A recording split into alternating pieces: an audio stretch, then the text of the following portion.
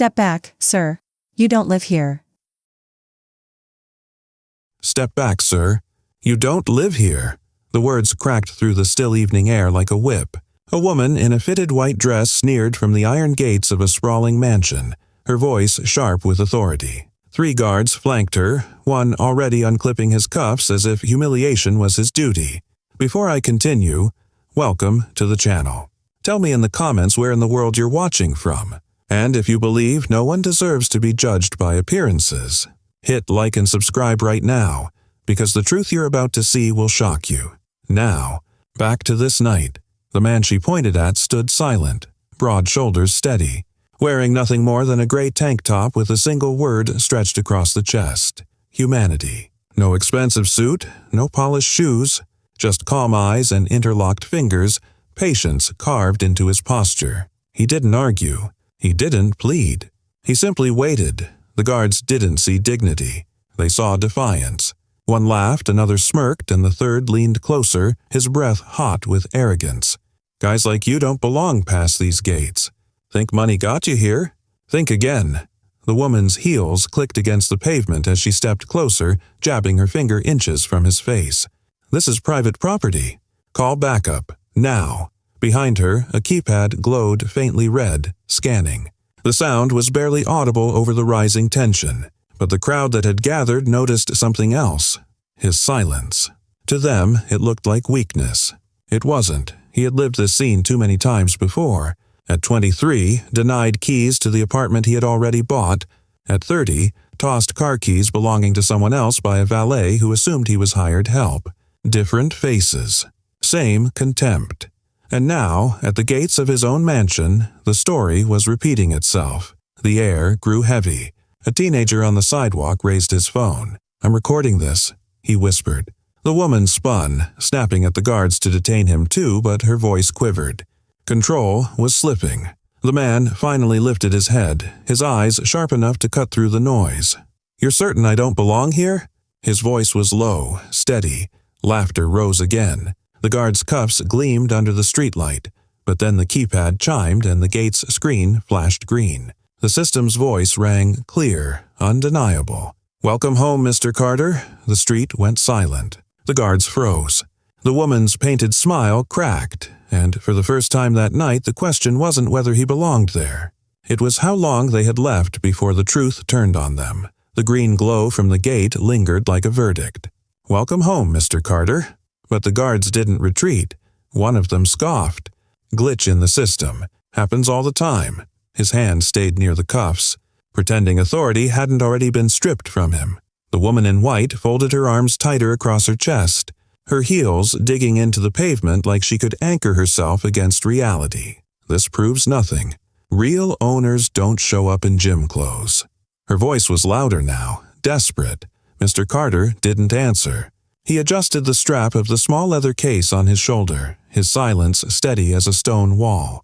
The kind of calm that makes the arrogant nervous. The crowd stirred. A man in jogging gear slowed his pace, pulling out his phone. "Hold on," he muttered, eyeing the gate. That system didn't just light up. It spoke his name.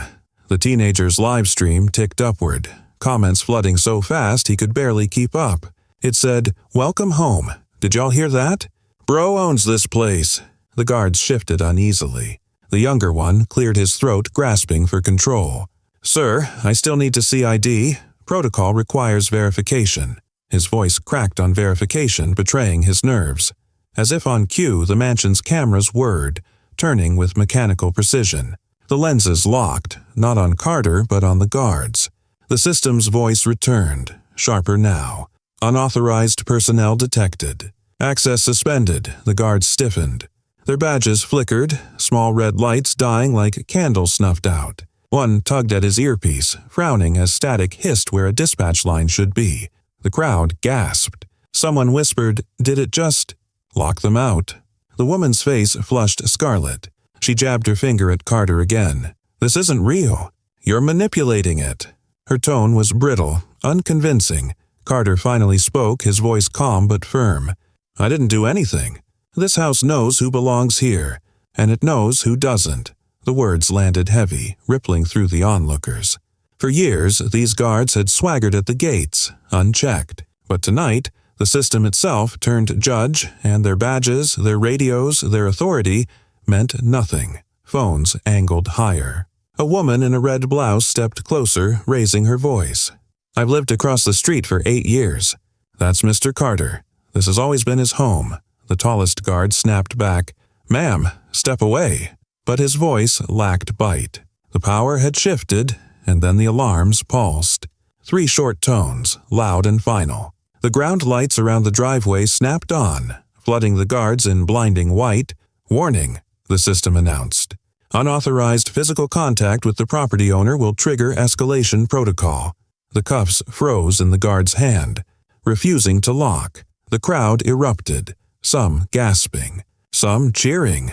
The woman's fury cracked into panic. "No, he hacked it!" she shrieked, but no one believed her anymore.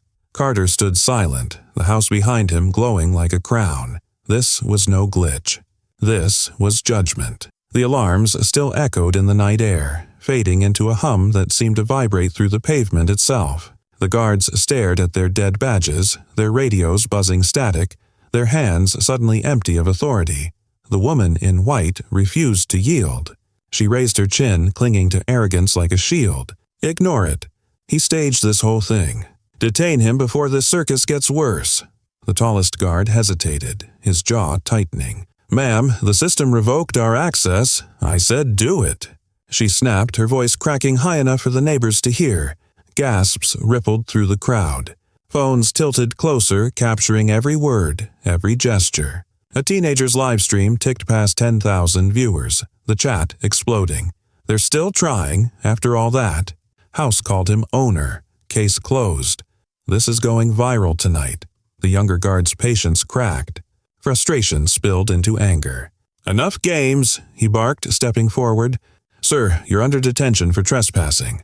His hand shot out, clamping onto Carter's arm. Gasps erupted like a wave down the street. The teenager's voice trembled through the stream. "They're cuffing him, the owner." The cuffs snapped open with a metallic clink. But when the guard tried to lock them, the mechanism jammed, stiff and unmoving. He yanked hard, but the steel refused to bite. 3 sharp pulses rang from the gate's speakers. "Warning. Unauthorized force detected against property owner." The lights blazed brighter, flooding the driveway like a stage. The guards froze, panic flickering in their eyes. From across the street, a man leaned against his SUV, voice sharp. "That system just called him the owner again. What more proof do you need?" Murmurs spread like wildfire. Neighbors whispered, some shaking their heads in disbelief, others glaring openly at the guards. A mother clutched her daughter closer, muttering, "All this just because of how he looks." The woman in white spun toward the crowd, her composure splintering. "Don't you see? He doesn't belong here. Not dressed like that. Not standing like some king." Her words rang hollow, bitter, ugly. Carter finally lifted his gaze. His voice cut through the chaos. Low, even, but razor sharp. "You keep saying I don't belong. Ask yourself, why do you?" The question hung heavier than the alarms. Silence rippled through the crowd. The guards faltered. Their badges, once symbols of authority, flickered uselessly at their belts. The crowd wasn't looking at Carter like a trespasser anymore. They were looking at the guards, the real intruders. The teenager's live stream soared past 20,000 viewers, comments flooding. He just ended her with one line. "That silence is louder than shouting. They're done." Carter stood unflinching, not needing to raise his voice. His stillness became its own verdict, his dignity weighing more than all their accusations. And in that moment, the night shifted. The predator's mask slipped, and everyone saw who truly didn't belong. The driveway glowed like a stage, the mansion lights casting long shadows that made the guards look smaller than they had only minutes before. Carter stood steady, the cuffs dangling uselessly from his wrist, the broken symbol of authority clinking softly with every breath he took. The woman in white tried again, her voice brittle with desperation. "He hacked it. Don't you see? He's tricking all of you." But her words no longer carried power. They reeked of fear. From the back of the crowd, the woman in the red blouse stepped forward again, her voice firm. "No, I've lived across from this mansion for 8 years. That's Mr. Carter. I see him here every week, jogging, greeting the mailman, coming home late after work. This is his home." The tallest guard's eyes darted to her, then back to Carter. His grip on his useless badge loosened. He swallowed but said nothing. Another voice rose, this time a man leaning against his silver SUV. "I've seen him too. Ribbon-cutting ceremony? It was all over the papers. He's not trespassing. You're trespassing against him." The crowd buzzed louder. Phones angled higher. The teenager live-streaming whispered into his mic, "Y'all, the neighbors are confirming it. They've seen him here for years." Carter inhaled slowly, then reached into his pocket. Deliberate, calm. Every eye followed his hand. He pulled out his phone and tapped the screen once. "Nia," he said, his voice even, unhurried. "Activate Westgate protocol." The gate's panel lit up instantly. The hum of machinery filled the night as cameras rotated, lenses narrowing on the guards. Their radios crackled once, then went dead completely. On the screen, lines of text appeared in sharp green against black. Employee verification. Active. 3 names. 3 IDs. Then, one by one, each flashed red, access revoked. The crowd gasped in unison. The youngest guard stumbled back, color draining from his face. No, this isn't possible." He slammed his badge against the reader, but it buzzed cold. A single phrase flashing back at him. No longer valid. Phones captured every second. The teenager's voice shook with disbelief. He just fired the entire detail. "Right here, Lev. Y'all are watching this." The chat exploded. "Instant karma. They're done. Terminated in front of the world. This is history." The woman in white stumbled, her polished poise finally cracking. You don't have that power." Carter's gaze met hers, calm and unshaken. "You mistook my silence for weakness. That was your last mistake." As if on cue, the gates groaned open. Not fast, not rushed, slow and deliberate, like a curtain unveiling the truth. The mansion glowed beyond, golden and steady, welcoming him. The crowd erupted. Cheers, gasps, even applause. For the first time all night, Carter moved. One step forward. Not defiant, not boastful, simply certain, and in that single step, the balance of power shifted forever. The iron gates stood wide now, humming softly as if they too were alive and watching. Carter didn't rush inside. He stood still, letting the silence coil tighter, letting every phone lens capture the moment. His calm presence radiated louder than any shouted defense. The woman in white tried to seize back control, her voice shrill against the night. "He's bluffing. This is some trick, a scam. Don't you see? He doesn't belong here." She spun toward the crowd, desperate to reel them back to her side. "Look at him, dressed like that, acting like he owns the place. Real owners don't show up in tank tops." But the words fell flat. The crowd had already shifted. Whispers no longer carried doubt. They carried anger. A woman holding her daughter pressed the child closer, muttering, "This is profiling. Plain and simple." Another man in the back shouted, "You tried to cuff the man who built this mansion. We all heard the system call him the owner."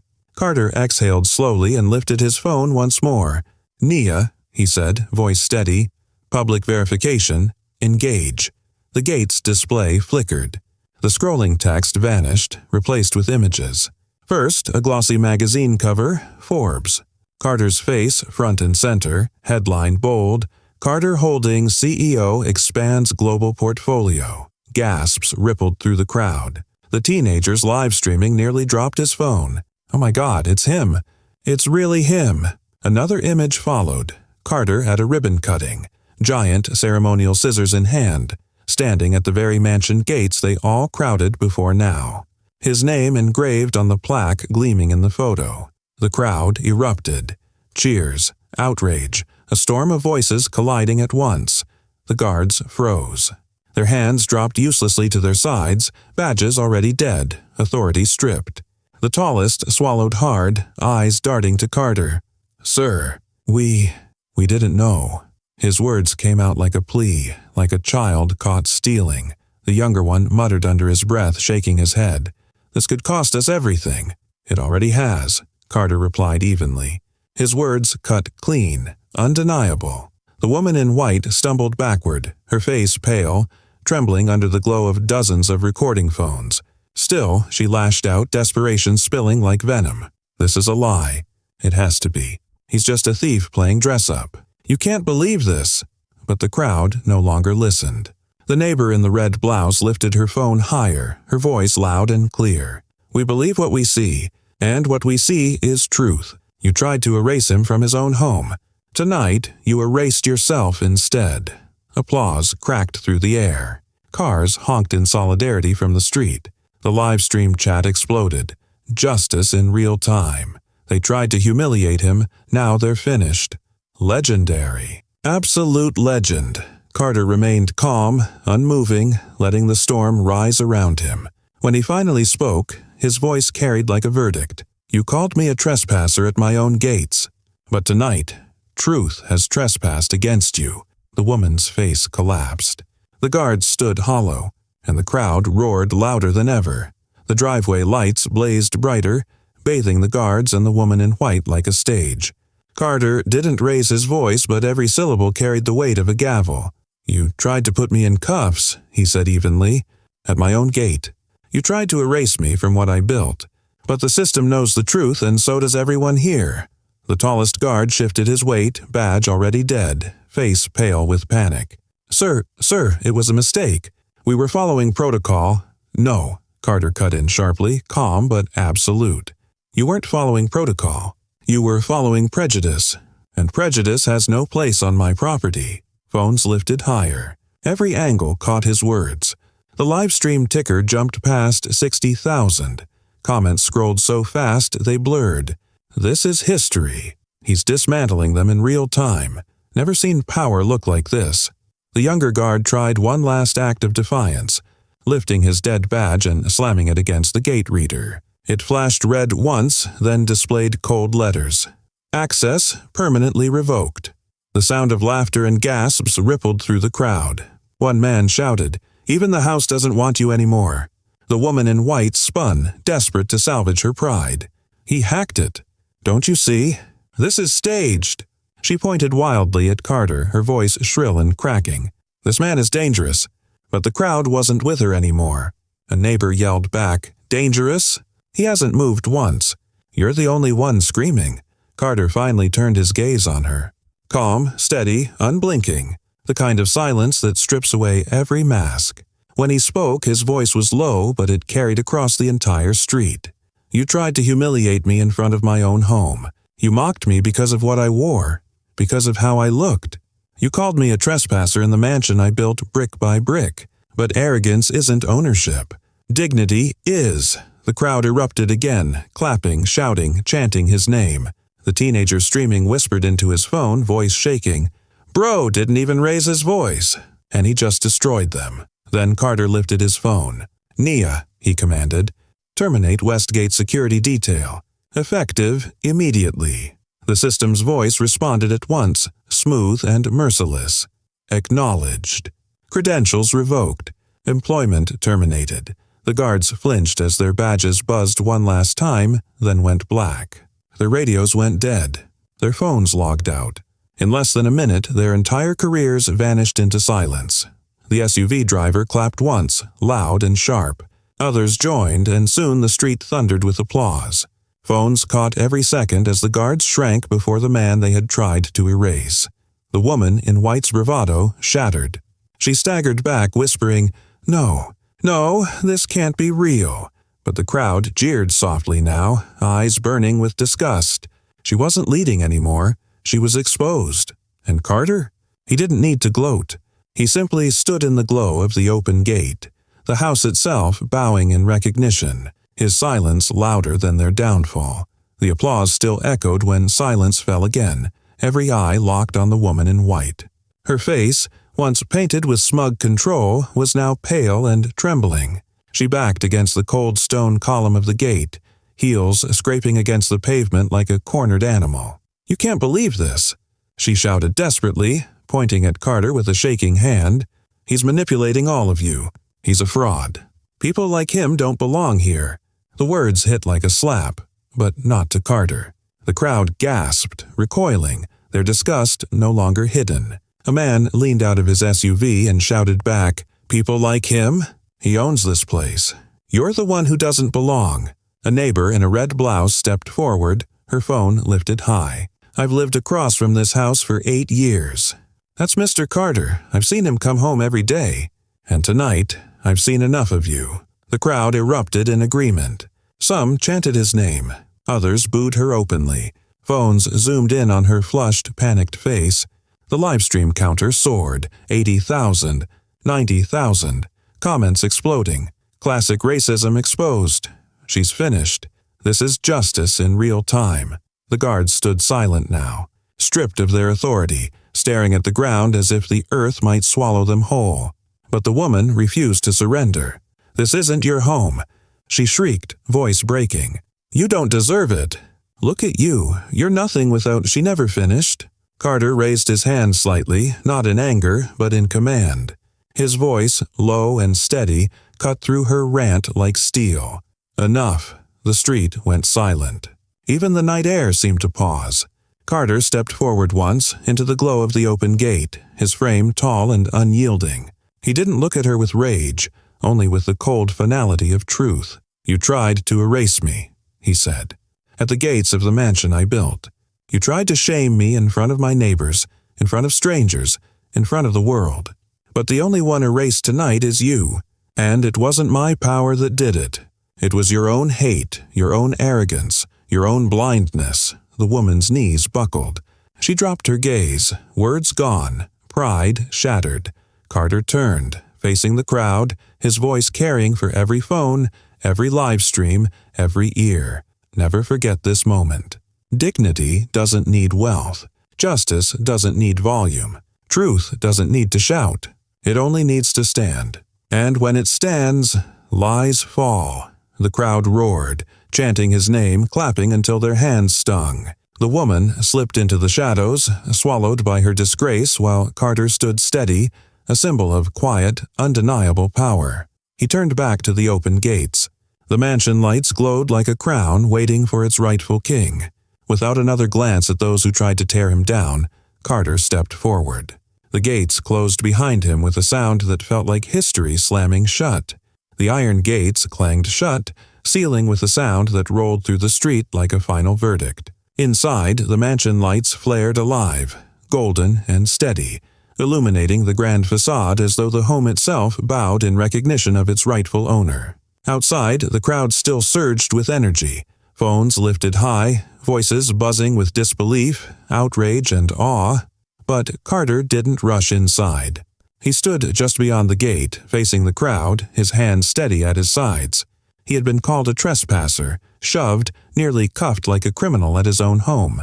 And yet here he stood, silent, calm, undeniable. The woman in white was gone, swallowed by the murmurs of shame, her bravado dissolved into nothing. The guards lingered on the edge of the driveway, badges dead at their waists, their authority erased in full view of thousands online and dozens in person. They looked small now, not as protectors, but as men caught abusing power and losing everything.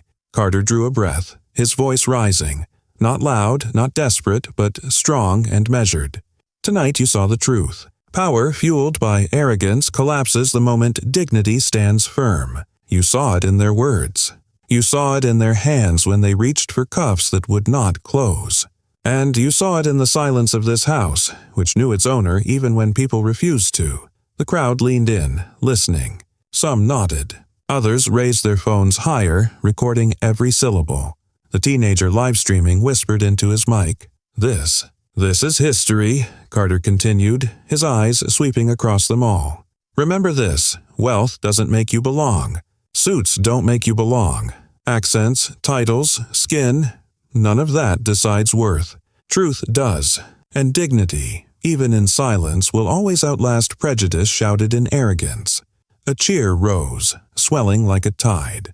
A woman clutching her daughter whispered, "That's what justice looks like." A man from the SUV added, "That's leadership." Carter didn't smile. He only let their voices echo, then delivered the final line that cut through like a gavel striking. "You don't need to fight fire with fire. Sometimes, standing still is enough to burn lies to ash. The street erupted. Applause thundered, chants of his name rising into the night sky. The livestream counter surged past 120,000, comments flooding with respect. Justice served. This is iconic. Carter gave a small nod, a gesture of closure, then turned and walked toward the mansion doors. The heavy wood swung open automatically, bathed in golden light. He stepped inside, his frame swallowed by the glow, the doors shutting behind him with slow, deliberate weight. The crowd remained outside, buzzing, replaying, chanting, knowing they had just witnessed not a fight, but a lesson. And the message lingered in the air, clear as the stars above. True power never needs to shout. If this story struck you, don't let it fade here. Share it with someone who needs to see what dignity looks like when it refuses to bow. Comment below, what would you have done if you were standing at those gates? And if you believe in justice, respect, and truth that speaks louder than hate, make sure to subscribe. Because the next story might just change the way you see the world.